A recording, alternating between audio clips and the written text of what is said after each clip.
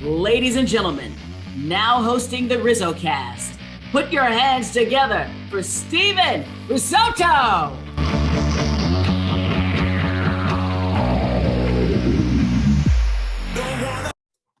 What is happening, everybody, and welcome. This is episode number 102 of RizzoCast. I'm Steven Risotto, and today we are joined by a very special guest, and I can't stress enough how special of a guest this is. It is the athletic director, my former athletic director at Archbishop RIordan High School in San Francisco. Yeah, he calls games there, play-by-play, the broadcaster, and he's also the host of Crusader Weekly Live, the Instagram sports show that RIordan has going on there. It is Mr. Bob Greene. BG, what's going on? How you doing? Welcome. Riz, thanks for the introduction, man. You're way too kind. I'm nobody special, but I was honored that you would be willing to have me on, and definitely appreciate getting this opportunity to talk with you. Yeah, no doubt about it. And grass is green right now. The weather's kind of looking nice sometimes. Baseball's back. So this time of year for me, it's really rewarding. It's really fulfilling. What is this kind of time of year like for you? I mean, this is the best time of year that there is, especially in my household, I think now more than ever, because my son and now even my daughter are playing, right? And I've got a son who's now 11. He turned 11 on Sunday, a daughter who's 5. And so they're really into baseball. My whole family's really into baseball. We're involved with the local little league. So that, coupled with obviously the stuff I do at RIordan, coupled with my own enjoyment of just being a fan and observer of Major League Baseball. Now I've really gotten into college baseball here this year recently. And so, this is, there really isn't anything better than this time of year. And it helps that the Giants are 7-2 also. Yes, that does help for sure. And it's been a lot of fun watching them. And I think the NL West is going to be really competitive this year once again. And one of the reasons why I wanted to have you on is because there was an incident that came up at the beginning of the year. I believe it was April 11th or something like that. And it brought up the topic of unwritten rules. Mm-hmm. And you mentioned this to me before, and you said that there's a lot of layers that goes into unwritten rules and explaining them and trying to break them down. And I figured we'd do just that. And I figured I kind of set the stage here. So in April 12th was the date. Giants playing the Padres. I was there. I was covering the game for SFA. And the Giants are leading 11-2 in the 6th inning. And Mauricio Dubon, who, a lot of Giants fans are kind of fed up with Mauricio Dubon at this point. They kind of view him as sort of a risky player who does a lot of things right on a baseball field, but, is more known for some of the things he does wrong on a baseball field, especially on the bases. But anyways, Mauricio Dubon laid down a bunt in the 6th inning of an 11-2 game, again, up 9 runs. And it kind of set off the Padres a little bit, and it sparked this gigantic conversation, I guess, within the Bay Area. I guess it kind of had legs at the national stage, but it didn't really go that far as far as some of the past ones in recent years. But I didn't realize how big of a deal this was until my story was done with, and then we went into the interview room, and that was all that was talked about. Not the fact that the Giants broke out offensively, but more of the fact that they might have violated some unwritten rules. So watching this game, I know you're a big Giants fan. What was kind of your first reaction when you saw Mauricio Dubon lay down that bunt in the 6th inning of a 9-run game? Okay, so there's many reasons that you could argue that I'm not worth talking to about this, because I didn't play at a high level. I don't coach baseball now, though I did for a long time at the high school level. So in a lot of ways, I'm not a great person to talk to, but in some ways I am a good person to talk to because of my age. And I think that matters in this a little bit too. So I'm 39, I'll be 40 in November. So I'm in this weird space where I cut my teeth watching baseball, where with the guys, many of the guys that were in the Padre dugout that were mad were playing. So that's how I learned the game, right? Will Clark, Matt Williams, Bob Melvin, that group. And then conversely, I'm young enough and kind of into all the newer stuff of the game to kind of get what might be going on, or maybe some of the people who don't really don't pay as much attention or don't take this stuff as seriously, or kind of roll their eyes even at some of the unwritten rules. My first thought would have happened was, oh man, they're going to be really mad. And knowing who's in that dugout, namely like Matt Williams, who was seen on camera like basically acting like he wanted to fight Mauricio Dubon. I laughed, and I called my dad right away. He was sleeping, but I had to call him because I was like, oh man, I can't believe this. So that was my initial reaction because I just knew how mad they were going to get. Then I started getting into the layered kind of nuances of it. And then it was, my thoughts on it were kind of added to because of what Gabe Kapler said the next day. It looked like he was kind of chewing out Mauricio Dubon on TV. We find out later that no, he told him good job and this is what they're about. And he doesn't really think that those things apply. And it's great to hear from him because they can't really attack him because he played in the big leagues. So he's kind of a fascinating character in the sense that he bucks the system, but he also played in the big leagues because a lot of these guys like to use that card as almost like a way to trump you and go, well, you're out of the conversation now because I played at a high level. Well, he played at the highest level, played on the Red Sox team that broke the Babe Ruth curse, right? So it's hard to say he doesn't get it, right? I think this is where I kind of come down on this, and this is kind of where I'm at with this. Two things can be equally true. I'm really big on like, I'm going to do what I think is the best thing to do, or I'm going to avoid doing the things I think are wrong. So I would not bunt up 9 runs in the 6th, especially in a game where I was up 10 runs right away, right? Which the Giants were in the first couple of innings. Conversely, I would not stalk someone, stare at someone, threaten to hurt someone if they did bunt up 9 runs in the 6th inning on me. So kind of my thing is like, I worry about myself. I'm kind of into the idea, kind of like what Gabe Kapler was saying, was like, we're going to do what we do. If you want to do something back to us, that's on you. I kind of was joking that the only thing weaker than bunting up 9 runs for a hit in the 6th is acting like a baby about it having happened to you in the 6th. So that's kind of where I come down on it. Yeah, and I like how you mentioned Gabe Kapler, and obviously a big part of those. Well, not a giant part, but he was a part of those Red Sox teams, as you mentioned. And if you look down the list of who played on those teams, it's a lot of hard-nosed players. The guys that have notoriety of being hard-nosed players. So Gabe Kapler kind of came up in that way of baseball. But I like how you mentioned it looked like he was chewing him out in the dugout after Dubon came back in. And it did. It looked like, it looked like it was not a fun conversation. Now, I don't know if that's just Gabe Kapler's way of talking. Yeah. I mean, he's a very intense guy, and he followed him too. He followed him down the steps. I think that was part of it also. So it was clear he had a message to convey to him. It wasn't just like, hey, good bunt, and then that's it. Yeah, and maybe he saw the faces in the dugout, and Eric Hosmer, who has been a part of this, and I'll get to that in a second. He's been a part of something like this before. He was kind of had words with them at first base, and then the next day, Gabe Kapler doubled down, or I guess at the press conference he doubled down. Then the next day before in the dugout, he really doubled down. And I have the quote here. I'm going to read it real quick. He said, quote, "Everybody is competing on a Major League Baseball field. It doesn't make any sense how one part of the field stops competing and the other part of the field keeps competing. I can't think of a reason why that makes sense.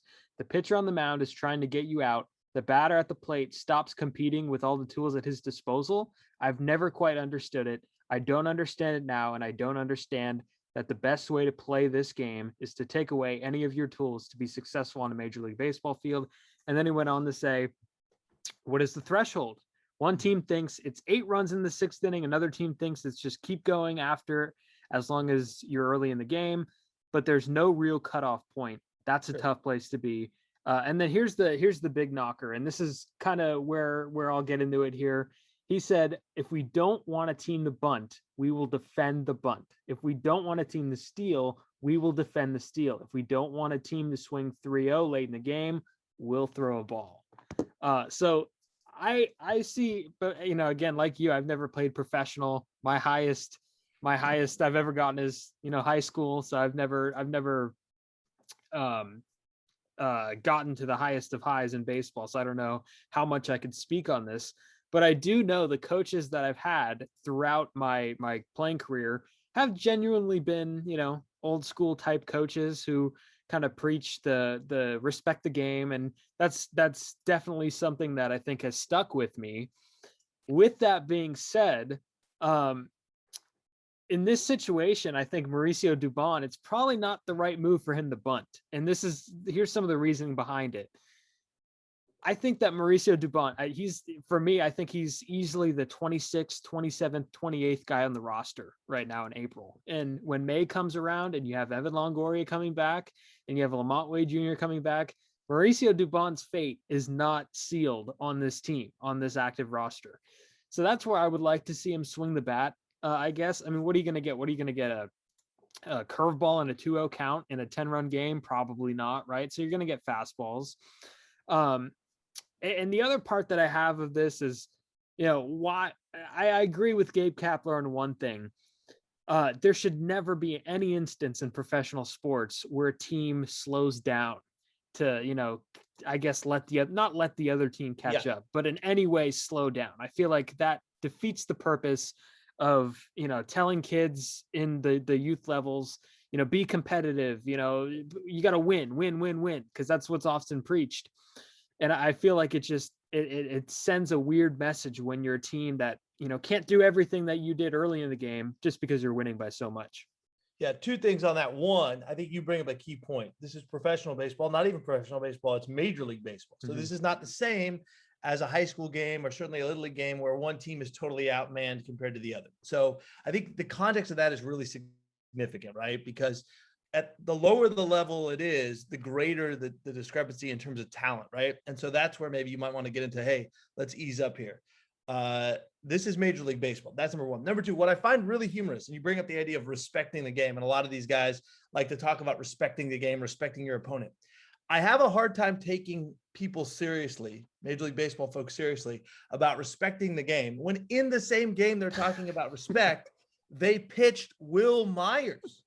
Okay. So one of my things I struggle with here is that. So if we're really going to talk about, hey, this is Major League Baseball and this is professional baseball and this is a game of reverence and respect and, treating your opponent with respect, then let's truly play this out and with some level of reverence and respect for the game, not just, hey, we want to avoid using one of our regular pitchers. And why? By them doing that, they're kind of feeding Gabe Kapler's argument. His argument is, yes, this game might be decided, but we'd like to push it so that the Padres are affected for future games with us in this series. That's his argument, right? Well, the Padres basically said through their actions, we get it, because they folded on the game and put Will Myers into pitch. So that's where I struggle a little bit. If you're really going to see this through and you're really going to use words like respect and standards and ways to do things, and you're going to act real holier than thou about the reverence of it and the respect of your opponent, then play baseball the whole time. You kind of lose some credibility with me when you don't do that. And teams now are doing it off the charts. I mean, it used to be when I was a kid, Riz, you basically never saw a position player pitch. Okay. Like when I was a kid, it didn't happen. And if it did happen, it was a big deal. Like when Jose Canseco, they threw him on the mat. It was a huge deal. It was but it was also kind of like laughed at, right? Now, every week, just watch games. It pops up a couple of times, a blowout. 2 times a week. Yeah, it happens all the time. So I'm struggling a little bit with taking the Padres, for example, seriously about their respect of the game when they disrespected the game, in my opinion, by what they did at the end of that game. Mm-hmm. And I guess in reverse, just to add on to that, nobody took any exception to Jock Peterson and Wilmer Flores swinging out of their shoes against Will Myers. So, I mean, that could be a different subject altogether. I don't know, but no, I agree with you. And I knew exactly where you were heading with that when, in the same game, the Padres are throwing the position player out there on the mound. And I don't think the Padres are victim at all, because if you look at 2 years ago, they were involved in a scandal of their own when Fernando Tatis was swinging 3-0 with the bases. Which, by the way, I want to jump in on that too. Yes. And I'm jumping on that. So the 3-0 swinging thing is garbage. You pitched. It's garbage. Here's why it's garbage. When I pitched, and again, I pitched at even a lower level than you, right? But when I pitched and it was 3-0 and you swung, I'm pumped because I was afraid I was going to walk somebody. So to me, it's like swinging 3-0. I get from a big league level, it's like, oh, you're trying to show me up. You're trying to take me deep. It's like, yeah, but I might pop out and you get out of the at bat and you were 1 pitch away from walking me on 4 pitches. Yeah. And also if you don't want to give up a 3-0 grand slam, then don't get to a 3-0 count in the first place where the hitter's expecting a grooved fastball in 3-0. Don't get into a fastball count in the first place. if fastball counts even exist And then again, anymore. we go back to our original thesis, which is this is not youth baseball. This is Major League Baseball. It's not even professional baseball. It's another level of professional baseball, right? It's the so to me, again, these are big leaguers competing against big leaguers. There's no need to worry too much about it here. Everybody who's playing, pitching in those games is incredibly capable. Not even like really good. They're off the chart good. Yeah, and one thing you mentioned about ruining the Padres for just future games against the Giants, I think that is probably also one of Gabe Kapler's more valid points to this whole thing. I mean, the whole point of it, and every single person that we talked to after that game said the same term, and I feel like it was orchestrated because there was a gap between when Gabe Kapler came into the interview room and the end of the game, the final pitch. There was about a 25-minute gap. There was definitely something said. I don't know if it was a team meeting or what, but something was said because they all had the same orchestrated response afterwards about winning the series. That's what they said, winning the series. We're trying to win the series. And basically the point of that is to decimate the bullpen. Yeah. See as many pitchers as you can in the series throughout the course of the series, because that just won't ruin the Padres for the series with, throwing out tired bullpen arms. That would ruin them for the next few weeks. I mean, it's really, really, really tough to have, because, with off days not mixed in, you have to navigate through all of that. So in the Giants, this is going to be a tight division. And I think a lot of the national media are expecting a really tight race between the Padres and the Giants. And they're, I think it's a budding rivalry, me personally. So I think winning the series is definitely a valid point. What do you think about that? Yeah, I mean, it is the point. And the Padres, like I said, basically acknowledged through their actions that they agree. They countered the Giants' efforts to do that by throwing Will Myers. Right. That's the whole point. They didn't do that because they really wanted to see Will Myers pitch. They didn't do that because they thought he was going to help them stay in the game. They did it to wave the white flag and concede, and then also conserve some pitches for their regular pitchers. So again, I think through their actions, the Padres are acknowledging, hey, we hate it, but we agree with Gabe Kapler. I mean, that's why it exists. If you're truly going to be, if you're really going to, die on this hill all the way, then I say do it all the way. Then I only want your regular pitchers pitching, no matter what the score. Because by the way, when it was 11-2 in games, when I was younger, guess who was in the game? A relief pitcher. They would not, in an 11-2 game in a situation like that, especially early in the season, you were not going to see random position players pitching. It wouldn't. In fact, the argument was, because I remember this, the argument was, oh no, you can't do that because they might get hurt. So there was more fear about getting the position player hurt than anything else. Yeah, no, they're up there throwing 70 miles an hour. They're not going to get. But that was still. But I'm giving context. Yeah. That was what was discussed. That was what was talking. You can't do that. They're going to put them in danger. And I have another theory in blowout games, and this is an interesting one that I want to present. What happens if say say if it's even bigger than a 10-run lead, say if it's like a 15-3 game, and everybody's down on the losing side of it, or on the team that's losing. That, for me, if I'm a coach, that would be my opportunity to try some things out. That would be my opportunity to no, Riz, can't do that. Can't do that. You got to stalk around mad, right? And sulk and be tough. And you have to threaten the other team if they are still trying. No. Don't get creative. No, you got to be tough now because you're down by 12 runs in the 7th. So now's the time to be tough and be stoic. No, you got it all wrong. And these teams that what if there's like a play that you really want to run? Say if they're like, for example, the bunt, for example. Yeah. If I'm the third baseman, I should be prepared for a bunt at any point in the game. Sure. And if someone's bunting at a 15-3 game in the 7th inning, I want to show off my range. I want to get on Sports Center that night. No. You got to be cool while you're getting whooped on. You have to be really cool while you're getting beat on. That's another thing about baseball that's really important, is while you're getting your clock totally clean, you have to act like you're above it. You're like you're above it, and you're just so cool and so good, and you're just going to wash this one off and get them tomorrow.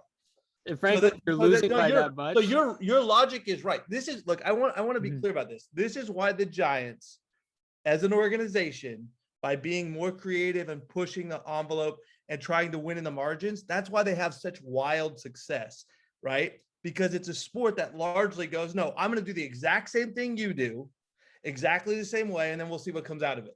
The problem with that, of course, is, and guys like you and I know this, because I was a pitcher very similar to you. If you pitched exactly like every single pitcher, how would you do, Riz? You were a very soft throwing, right-hander. You're self-proclaimed not a talented guy. You loved baseball, kind of taught yourself and with coaching how to be a pitcher, a functional pitcher at the high school level in the WCL. But you are not fall out of bed great pitcher. So if you'd pitched like everyone else, how would you have done?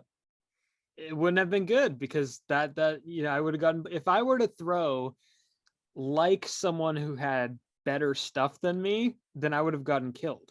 Because I can't fastball by anyone.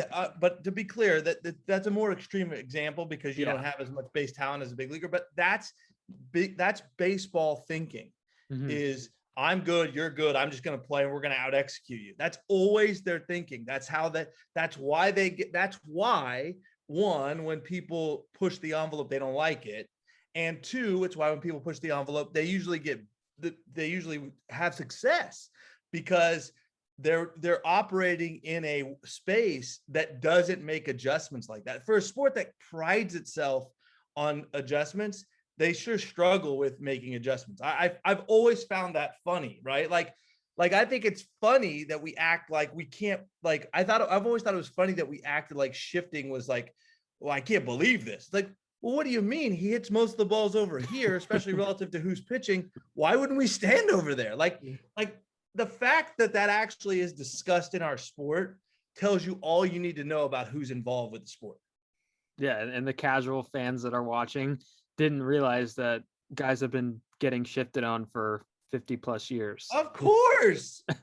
If it was legal to catch balls in the stands, they'd go out. Like, to me, like I said, some of the stuff that gets discussed speaks to, and gets discussed with such fervor as if it's actually controversial, speaks to how ridiculous the sport is.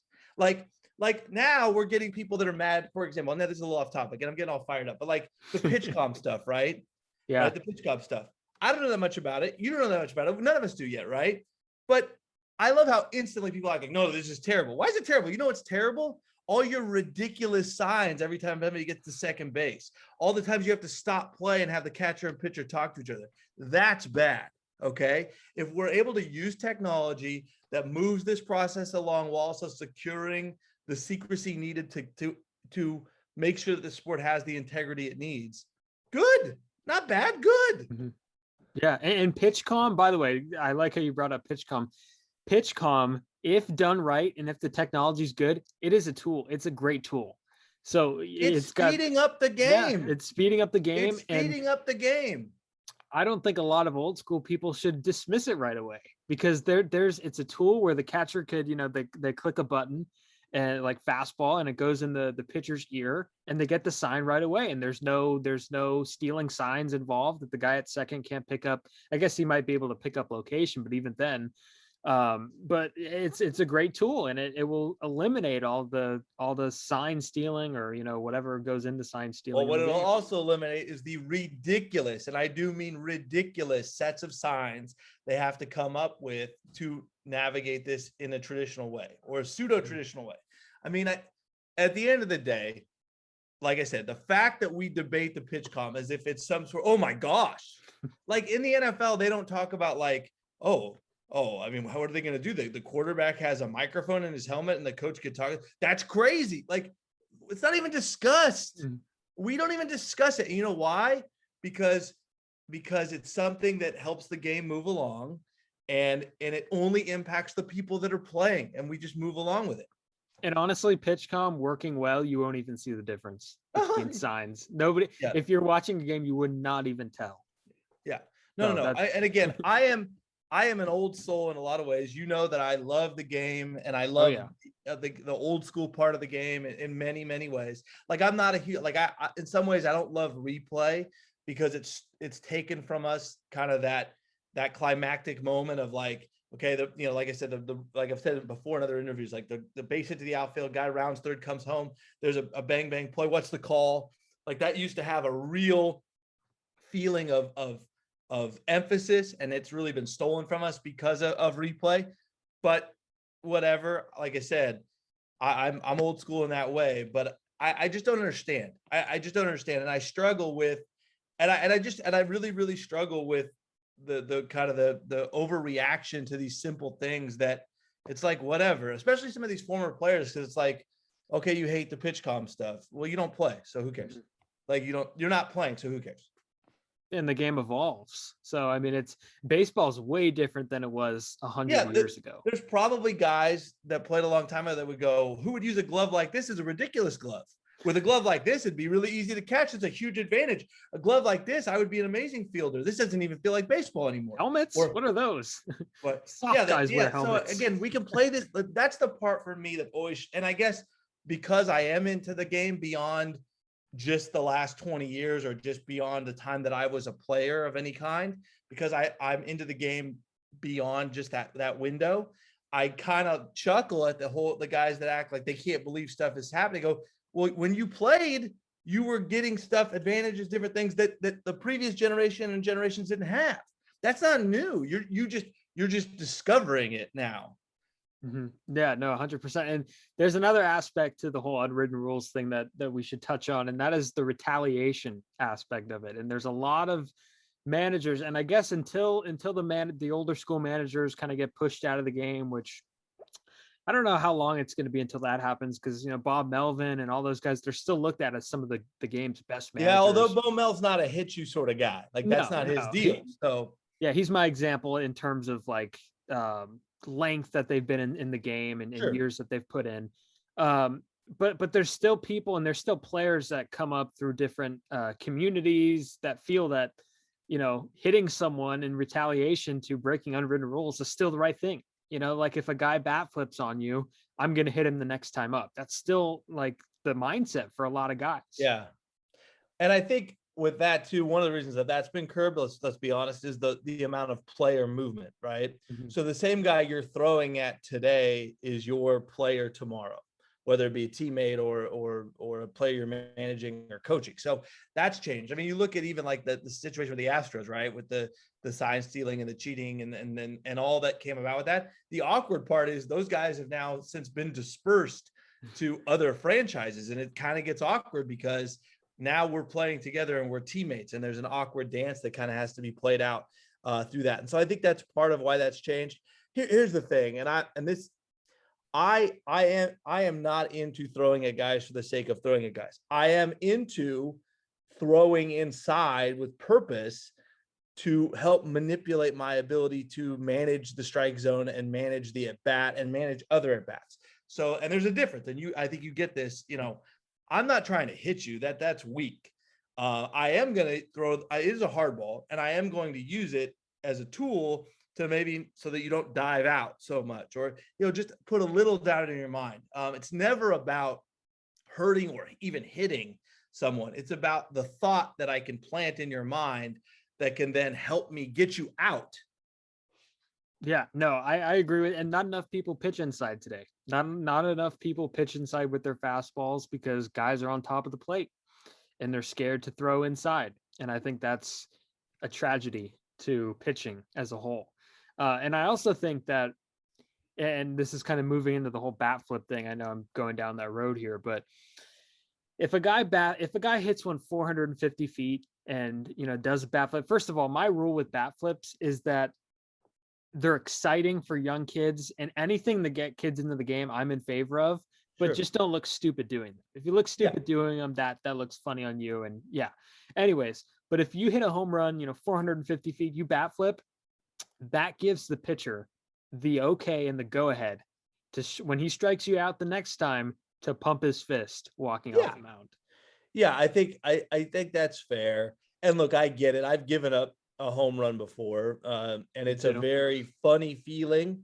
It's a very lonely feeling. You kind of just feel like you're out there, and it's not great. So I get the kind of concept of like, I don't love being shown up in that way. Again, when we're having these conversations, I want to stress we are talking about Major League Baseball or professional baseball, not youth baseball, right? Not situations where the big, strong 12-year-old kid who's way better than everybody else hits a ball over the fence that's 200 feet, but he can easily hit it 250 feet. And he bat flips and makes a big deal out of it and really shows up this 11-year-old kid who isn't going to pitch beyond this year.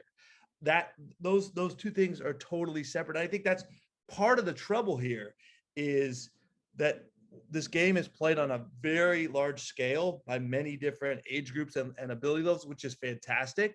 But when we're having these discussions, we're talking about major league pitchers. So it's not quite the same in terms of stealing their joy of the game or making them feel like they don't want to do it again.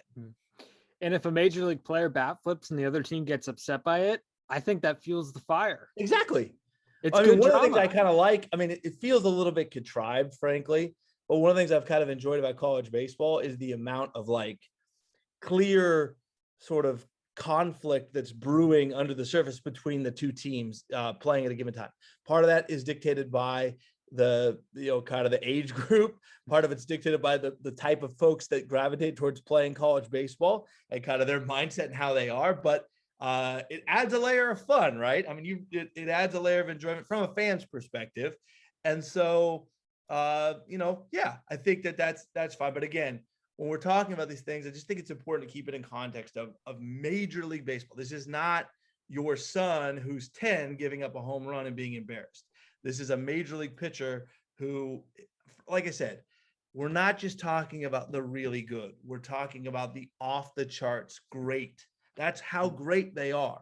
The best in their cities, and maybe some of the guys best in their high school's history, and they're the best of the best. So it's a different level, and when you're at that level, it's a little harder to. I mean, I could feel bad for someone. I'm a human being. I could feel bad under any circumstance, regardless of how much money you make or what your status is or situation. But your capabilities are different, right? And which also means your capabilities of recovering and succeeding after the fact. Yeah, you have a lot more resources and a lot more ways to do things. Yeah. I want to take this in a little bit of a different direction here. I've never actually talked to you about this, but is it true that you were behind the microphone in the Giants broadcast booth with John Miller and Dave Fleming? It is true. It is true. It was in 2004. Is when it was. So back when dinosaurs roamed the earth. That's right. And Barry Bonds was playing for the Giants. So Samuel Adams, the beer company, did this promotion. They did it with a handful of different cities, I guess, throughout Major League Baseball or areas. And they basically did an announcer for an inning competition. And so I can't speak to what they did in different cities, but what they did in for the Giants and in the Bay Area was they had these preliminary auditions at bars and different venues that you could go audition. And what I had to do was I went to a bowling alley in Palo Alto, and you announced Barry Bonds hitting a home run. I believe it was a walk-off home run. And from that era of time, or maybe even that season. And the applicants went, they recorded you, and then they take what you did, and then a group judges that, and then they picked 5 finalists, I think 2 alternates. And we went out to, I want to say Pier 24, and did a competition where we did 5 minutes of a Giants game in front of an audience and in front of some judges, kind of American Idol style. Joe Fonzie was one of the judges, and Dave Fleming hosted it. And he was kind of the tiebreaker judge. There's a handful of people there, and Jim Cook, who's the founder of Samuel Adams, he was there, and it was all promotional thing, right? And so you do the competition, and then they rate you, everybody 1 through 10, 1 through 10, 1 through 10, and you get a score. I was fortunate enough to win the competition. Again, very young guy. I was in 2004. I was 21. So win the competition, and for that I got to I brought my uncle with me. I got to sit in a suite, KNBR suite. And then I got to go. I was in the booth for a little bit of the pregame, and then the first inning, and then the second inning they brought me on the air. So John Miller was there, Dave Fleming.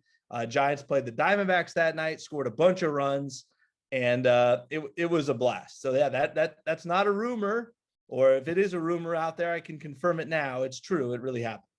So did you get to call anything good? Like, did anything happen during that second inning? Yes. So if memory serves, and I've got a recording of this, my dad did some pretty cool stuff with it. And again, this is, very different era, right? In terms of, I think he took the recording and then like put it on a CD or something. But I want to say that the Giants had a rally, and John Miller threw it over to me, and I think I called a base hit up the middle that knocked in a run. I called a bases loaded walk to score a run as well, and it was a lot of fun. It was a blast. One thing that was really interesting, Barry Bonds was hitting, coming up on different milestones in terms of home runs.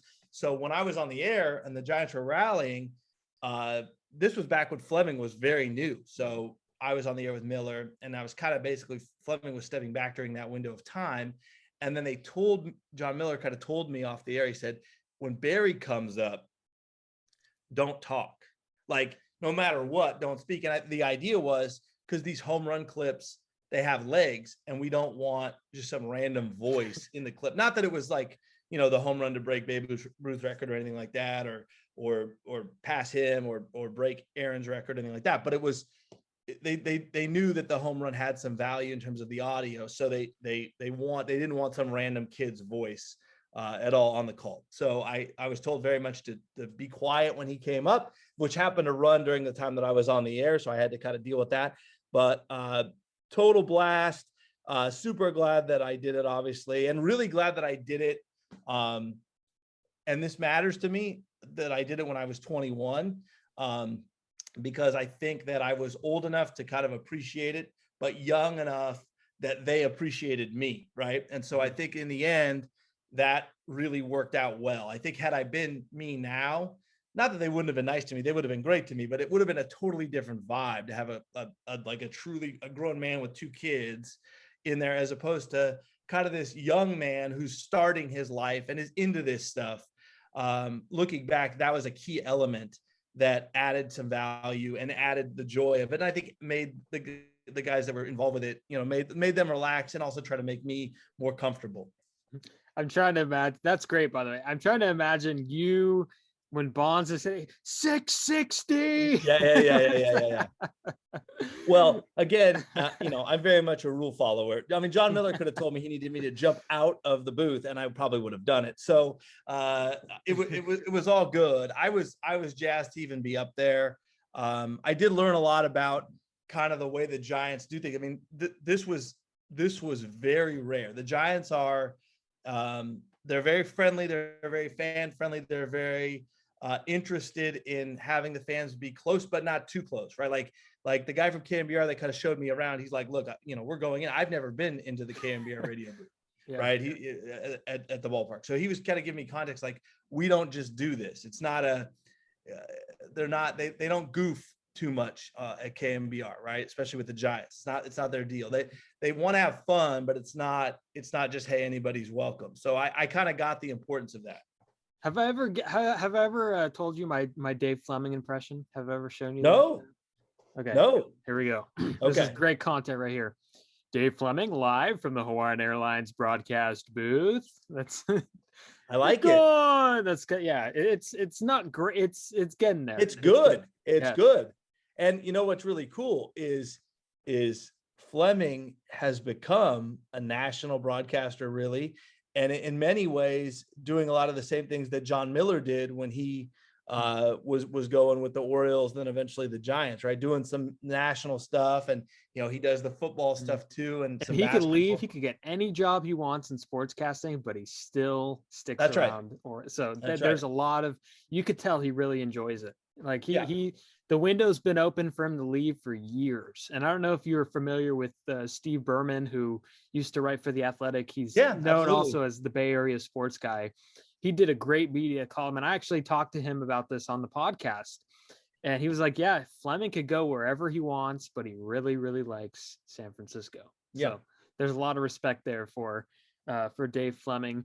And I guess before we sign off, I want to ask about your RIordan broadcasting and your RIordan athletic directing, I guess. Yeah, How yeah. did you kind of get started with broadcasting some high school baseball games at Archbishop? Well, RIordan? so the deal with RIordan was I was getting into grad school, and I'm now finally, it took forever, but I finally finished. But I was getting starting to get working towards my master's, and I kind of needed, I wanted a kind of a next challenge in my career. I'd been the athletic director at Trinity Prep in Napa for a number of years, and so Jesse West was the athletic director at RIordan at the time. And he's a friend of mine, a guy that I had hired as a coach at Trinity before. So he was going to bring me in, kind of work in the department. And I was going to broadcast some games. I actually did some football and basketball the year before I had really come on to work full time at the school. And then right as I was coming on board, he resigned and he moved to Virginia. So they had this kind of void. Your brother was going into his sophomore year at the time, to give you context for how long ago this was. And I was one of the few guys standing around that had some athletic director experience. So I got the job. And one of my big things was, hey, I'll do this, but I really want to do some games. It's a big thing for me.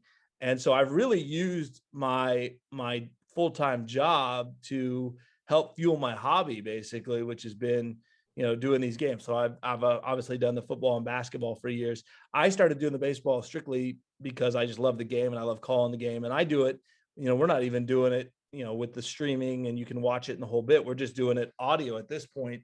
And people tease me that, we don't get a lot of listeners. I don't even care. I just like to do it. It's fun for me. And so I do it. And if we get 5 listeners, we get 5 listeners. That's fine by me. And as you know, I've done it for a number of years. Ironically, had a break from doing baseball because of COVID.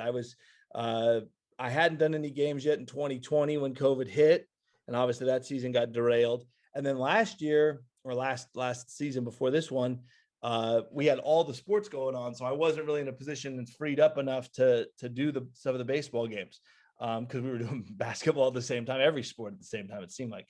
So gotten back in and done some games this year, which has been great. And just love doing it. I mean, I love doing it in the purest form and just trying to do it for the sake of doing it and getting better at it and giving people a chance to listen if they can't be there, or in the case of football and basketball over the years, often, giving them a chance to watch the game too. And I think what we've done with RIordan is kind of use it as a way to prop up the athletes, to prop up the school a little bit and present it. Which is nice. And I would imagine, I mean, you have a different perspective because you're a former student and alum, but I would imagine it was a nice thing when you were involved with the school and even now to tune into a game or check it out or see what's going on. 100%. You do a great job with all your broadcasts. And I remember listening, I started one game, this was my junior year. And I remember going back and listening, and I think you said something like, and there's a changeup or a fastball. One of them. You couldn't exactly tell. So I thought that was funny, but no, definitely do a really good job with football, basketball, baseball. And it's good that the students are involved too. So kudos to you for all of that. And that's one thing too that I'm really proud of. And I want to bring up, since you mentioned that, is over the years, we've gotten students involved with it. Right. And it's really cool to see that we've had kids go on and want to pursue this beyond high school. And that's a thing that really matters to me, because when I was in school, when I was that age, I had mentors and folks in positions like mine now as athletic director or different roles, coaches, who really supported me. So it's kind of my way to pay it forward. I'm huge into that because, as you know, and I did this when you were a student, I always talk about, like, look, there's many ways to be involved with sports that have nothing to do with playing or even coaching. So if it's something that you're passionate about, there's avenues to get involved and make this a career for yourself. Yeah, no doubt. The green team is what I hear. That's right. Yeah, that's right. The green team. I feel like maybe you didn't come up with that, right? You didn't. I didn't. One of the students said that. It's the unofficial name. And I think, again, for me, it's a really big deal because I see a little bit of myself in all those kids, right? I was them. And I always think about that. And that's always in my mind all the time, is trying to help them, because people that were in the position then that I'm in now really fostered that and helped me. I mean, I think back to my junior year going into my senior year, my high school baseball coach, I wasn't even a member of the team. I was just a public address announcer. he helped pay for a sports broadcasting camp at the University of Pacific. And I got to go there, stay in the dorms and the whole bit. And he did it. I mean, he funded it through the school and made it work and the whole thing, Dave Marshall. And, I helped Coach Marshall win no games. We don't have any wins. Yeah. He doesn't have any wins on his ledger as a coach because of me. But he understood, hey, I'm here for something more than just coaching baseball. And he really tried to help me. And that stuff has never been lost on me ever. That's great. That's awesome. And I have no doubt that you're going to continue to carry that torch. BG, it was great. This was a great conversation, and I really appreciate you coming on. Anytime, Riz, anytime, that. And I really appreciate you, and keep up the great work. You talk about carrying the torch. You're one of our RIordan guys, kind of unofficial, original member of the Greene team, and making it happen out here, man. You're not even a budding star. You're just a star. You're just making it happen. And I can't wait to see what you do next and where you go. And we're all very, very proud of you and everything that you're doing. And keep up the great work, because it is great work. Thank you. I appreciate that. And thank you for listening. I know you've given me some feedback on a few of these. And now it's like two worlds are colliding. Now you're a part of one. So that's right. Really I love awesome. So anyways, you guys could follow the podcast on Twitter and Instagram at RizzoCast. And then, of course, Spotify, Apple Podcasts, wherever you find your podcast, and YouTube. So thank you guys for watching, and see you next time.